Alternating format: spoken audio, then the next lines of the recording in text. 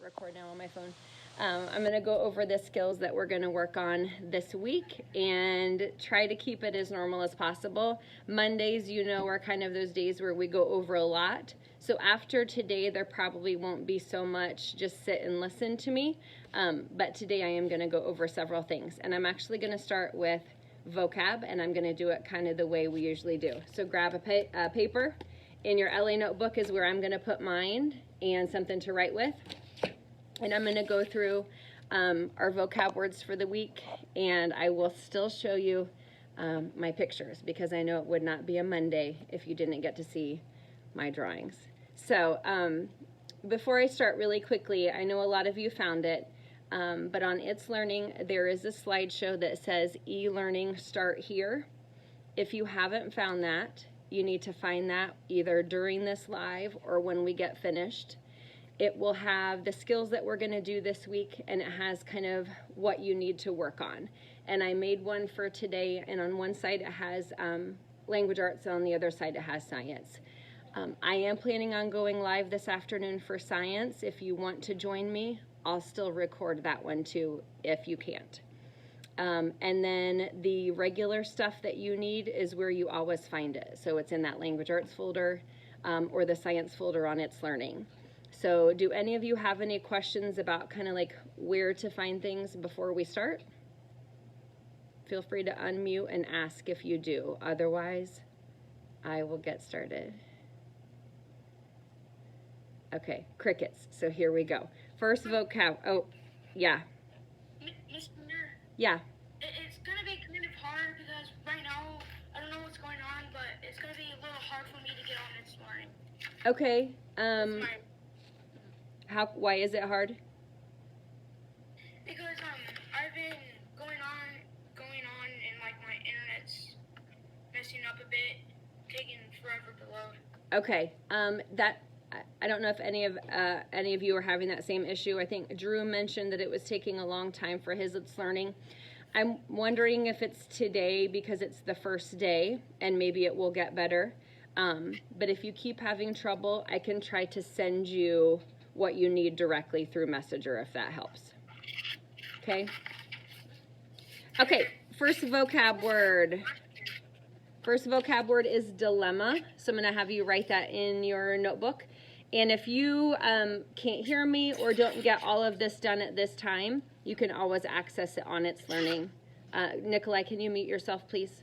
So the first word is dilemma.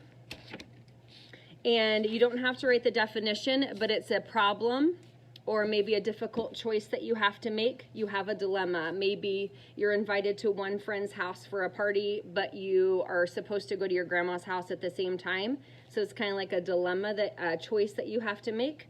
So next to dilemma, you're going to draw a picture. It could be a problem, a dilemma that you have in your life right now, or maybe someone thinking about a choice they have to make. That's what I'm going to draw. I'm going to draw a smiley face and a thought bubble with lots of question marks, like this. Keep it right there, please. Yeah.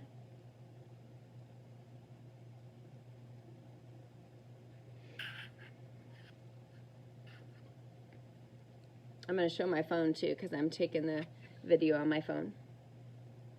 How do you spell dilemma? It has two M's, D-I-L-E-M-M-A. So I had a dilemma this morning. I was supposed to get up at 5:20 and I forgot to set my alarm and I didn't get up till 6:30. So that was a little bit of a dilemma, but luckily it was e-learning day, I guess, so it didn't really matter that I was a little bit late today. Okay, next word is feebly. F-E-E-B-L-Y, feebly. And feebly is an adverb. It describes how you do something, and it means, now watch yourself on this one, because it means weekly, but I don't mean you do it every week. Imagine a 100-year-old person trying to run a marathon. They would probably do that feebly. So it means weekly, W-E-A-K-L-Y. And if you look closely, the first time I actually wrote the wrong weekly. Oops. So So make sure you don't do the wrong one. So feebly is weakly, W-E-A-K-L-Y. I'm going to... Kind of like a weakling. Yeah, kind of like a weakling. So I'm going to draw an old person with wrinkles around her eyes like Mrs. Ginder right there. And I'm going to draw a cane to show that that person is doing something weakly. Because if you have to walk, maybe use a cane, maybe you're kind of weak. So there's Mrs. Ginder with her cane. Thanks. Good drawing, right? I'm getting applause from Lola. Oops. Feebly, weakly. Okay. Next word. Persistent. You guys are really persistent in a lot of different ways. So persistent.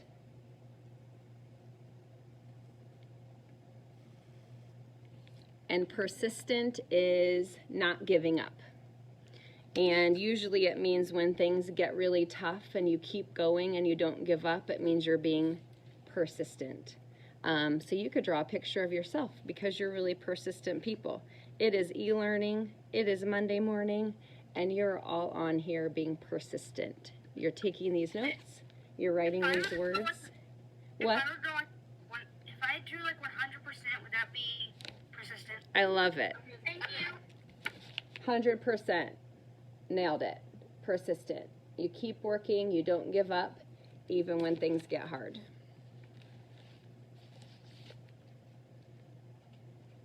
Okay, next vocab word is recoiled. Looks like that. Recoiled is a verb, and it is the verb that I would do if I saw a spider. So it means you jump back in fear or shock. Some of you might recoil if you saw a snake, or if you saw me standing outside your window. You might recoil, you might jump back in fear or shock. So I'm going to draw a spider. You could draw something that would make you recoil, something that would make you... Also, a gun has recoil. Oh, that's a good idea, and it kind of goes back, right? Kicks back. Yep, so that goes along with the same meaning. So I'm going to draw a spider. So something that would make you recoil, something that would make you jump back. Look at that My amazing spider. My spider looks like a crab. I don't know what mine looks like, a mess. So something that would make you jump back in fear or shock. Okay, next word, where is it? Oh, I like that. It only has 3 legs though, so, 6 legs, so you need to add a 4th leg on each side. Then it's a spider. Okay, next word is roused. R-O-U-S-E-D, roused. R-O-U-S-E-D. Definition of roused, woken up from sleep or rest. So that first moment when you wake up, you might stretch, you might rub your eyes, you might groan and yell at whoever woke you up to leave you alone, or 5 more minutes, please. But that first moment when you start to wake up, you rouse from sleep. So R-O-U-S-E-D. You can draw someone just waking up. I'm going to draw someone with like Z's next to their head like they were sleeping, and then they just woke up. Roused. You roused from sleep. You just woke up. Mrs. Ginder roused from sleep an hour too late today.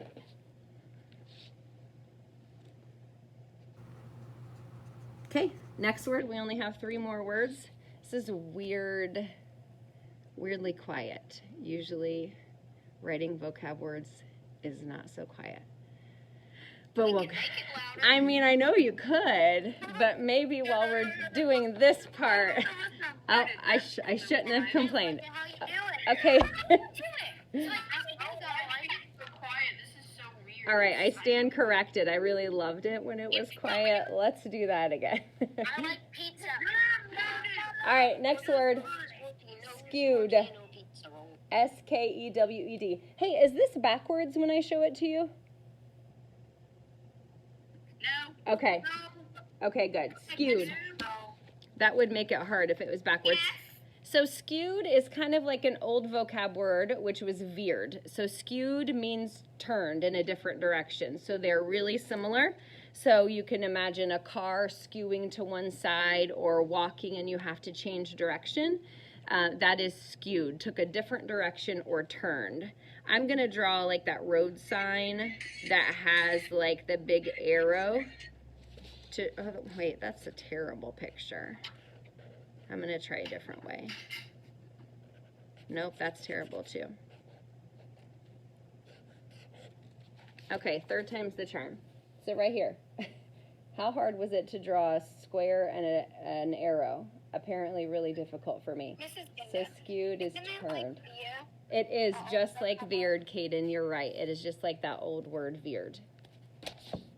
Okay, only 2 more vocab words left. Next word is summon. S-U-M-M-O-N, summon. If someone summons for you, they call for you. And I know a lot of you, as soon as you hear the phone ring in my classroom, you all kind of hold your breath because you're wondering if you're going to be the one summoned to the office or to the nurse or to Miss Martosha's room. I know, right? And you think, what did I do? Because you're being summoned to the office. So it just means you're being called for. Yeah. Who has popcorn? Hey, that word's on Dragon City, so I can just pull out my phone and be like, hey, summon. It is? That's funny. Yeah. So I'm... Go ahead. You know those like megaphone things that like the cheerleaders use sometimes? That's what I'm trying to draw for summon. So I drew a phone at first because in the office when they summon you, they call me on the phone.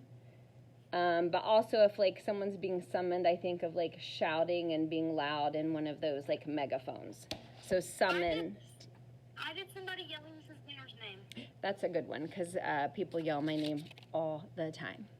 Okay, last vocab word is vastness. V-A-S-T-N-E-S-S, vastness. And the definition is large size, and it usually refers to something huge like the Grand Canyon. And so in a sentence, you could say, look at the vastness of that Grand Canyon, or look at the vastness of that mountain, something that is a huge, large size. So you can draw mountains, you could draw like a big opening for like the Grand Canyon. There's Elijah's chickens. Elijah, are you writing these notes and looking at your chickens at the same time? Oh, he is. Okay. There's vastness, large size, mountains, the vastness of the mountains. I know one thing I can't do in class I can do here. What? Play on my phone. I saw someone on your attendance check-in form that you were gonna play your Nintendo Switch while I was talking, but I don't know which one of you said it. Not me. When I get done with every word, I just pretty much around. Don't name it, Skander. I'm playing on it right now. Oh, well, Levi, I had a feeling it might be you. I'm barely playing it, though. I just do it whenever I'm waiting. I haven't seen you for extra days because you were out, so I'm glad to see your face on here. Okay, guys, show me your notebook.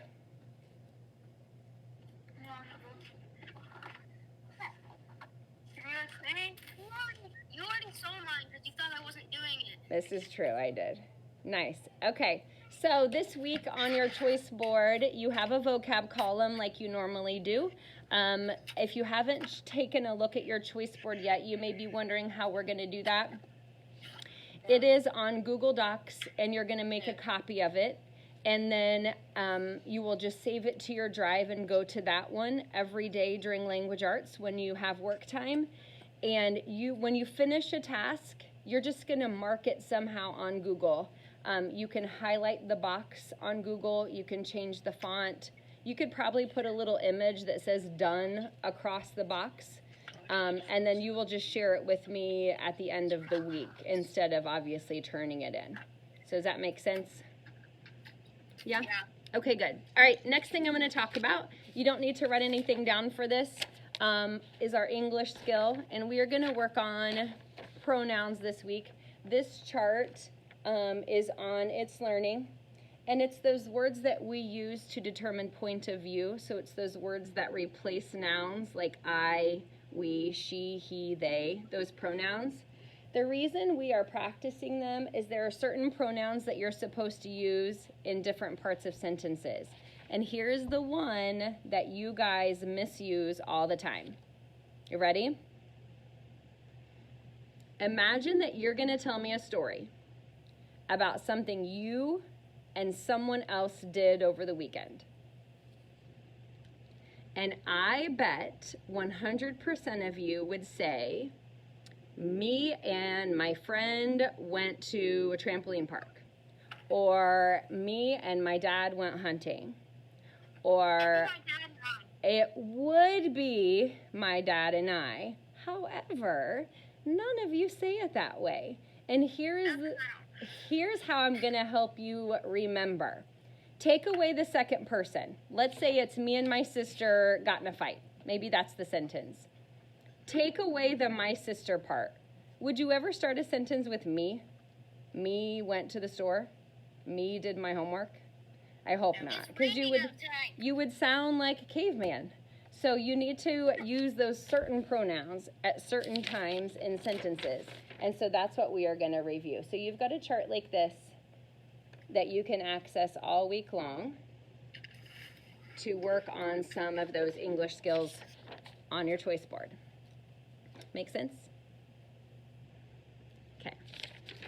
All right, now I'm going to try something for my reading skill, and I'm going to try to share part of my screen with you, but I haven't done it yet, so give me 1 minute to see. You have to hit the present now thing at the bottom. Okay, present now. And How's it going to know what? How's it going to know what it sees? Okay, I'm going to hit. Options on it. Oh, Yeah, a Chrome. Show what? I want a Chrome tab, Present now. and I want There's, like, this Chrome one. tabs. All right. You can choose. There we go. Can you see it? Presenting.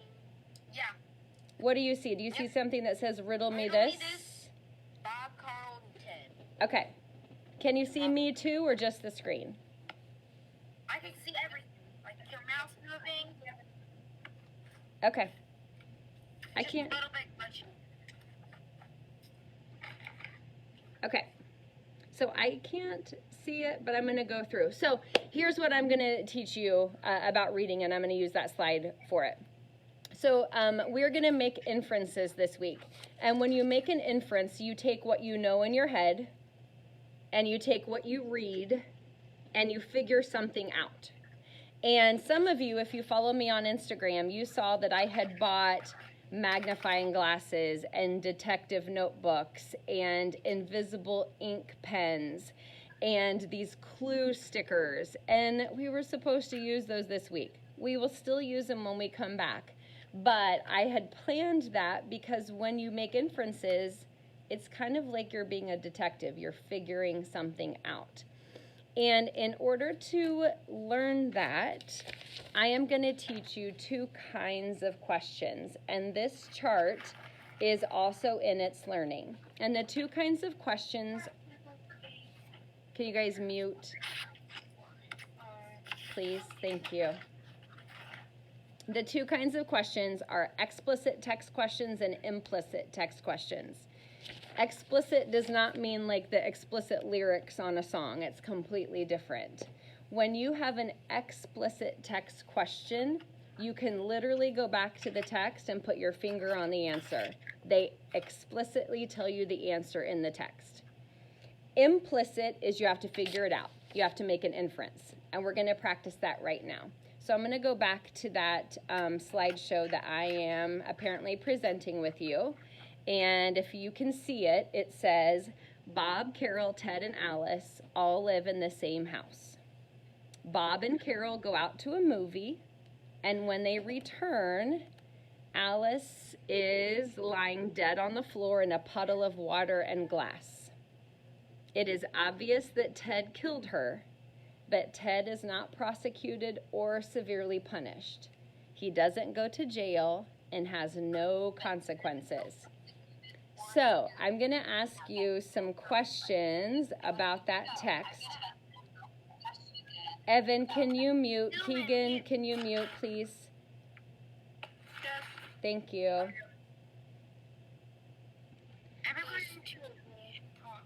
Okay. So here's some explicit questions. Can you see that slide on your screen?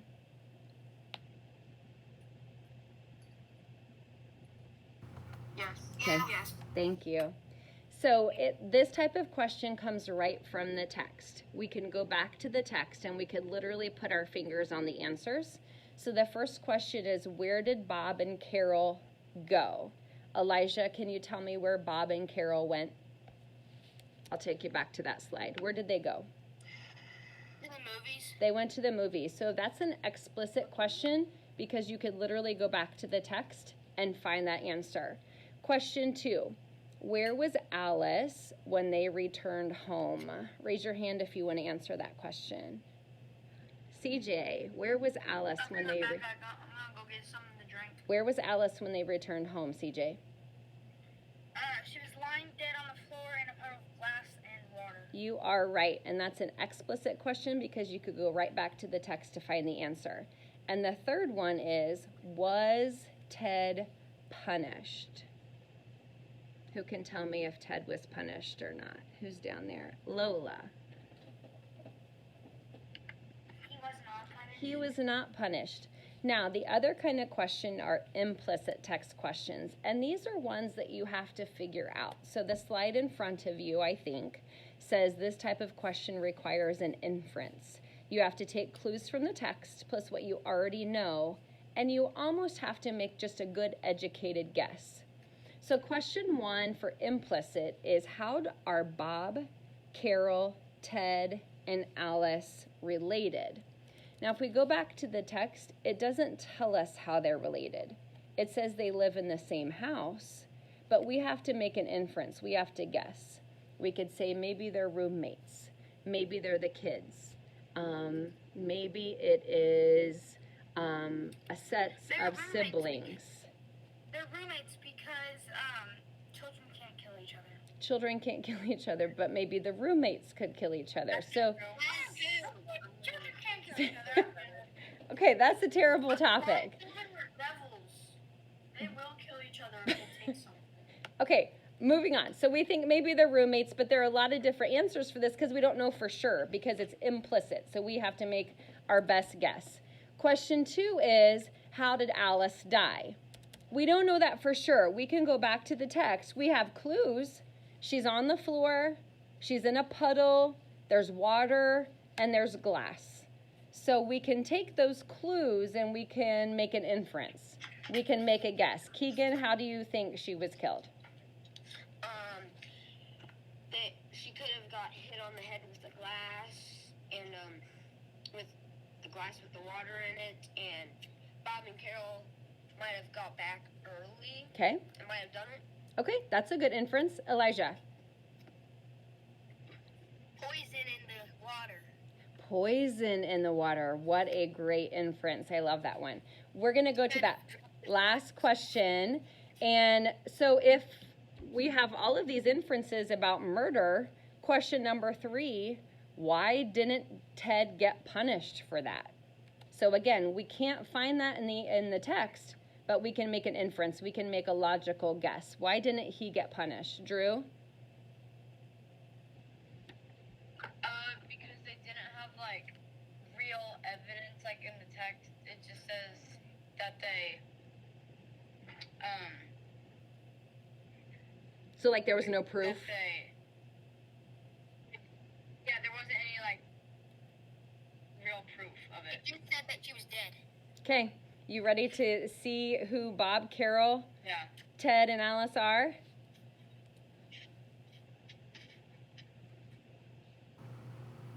Oh my gosh.